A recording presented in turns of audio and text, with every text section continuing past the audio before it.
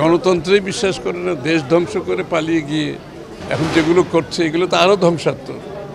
মানে এগুলো তাদের ভবিষ্যৎকে আরও অনুষ্ঠিত করে দিচ্ছে। আপনি রাজনৈতিকভাবে পরাস্ত হয়ে পালিয়ে গিয়ে এখন তো এই সমস্ত কাজ ছাড়া আর কী করার আছে, এটাই তো করবে, তাই না?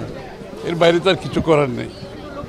আপনি যখন পরাজিত হয়ে দেশ থেকে পালিয়ে গেলেন, তো ওনাদের সমর্থকরা তো এই ধরনের কাজের বাইরে তো আর কিছু করার নাই আপাতত। গণতন্ত্রেই বিশ্বাস করে না, দেশ ধ্বংস করে পালিয়ে গিয়ে এখন যেগুলো করছে এগুলো তো আরও ধ্বংসাত্মক। মানে এগুলো তাদের ভবিষ্যৎকে আরও অনুষ্ঠিত করে দিচ্ছে। না, দূতাবাসের বিষয়টা নিরাপত্তা তো ওই দেশের ব্যাপারে আছে, ওটা তো ওই দেশে দূতাবাসের হয়তো ইন্টেলিজেন্স কিনা আমি জানি না, এটা হয়তো তাদের জানা উচিত ছিল। এনিওয়ে, এটা কিছু আসে যায়, এগুলো একটা গণতান্ত্রিক দেশে অনেক কিছু হতেই পারে, এটা আমার জন্য এমন বড় কিছু না। এগুলো গণতান্ত্রিক সব দেশে এগুলো হয়ে থাকে। যার সমর্থন আছে সেও করতে পারে, যার সমর্থন নয় সেও করতে পারে। এই কাজ করতে তো খুব বেশি কষ্ট করতে হয় না।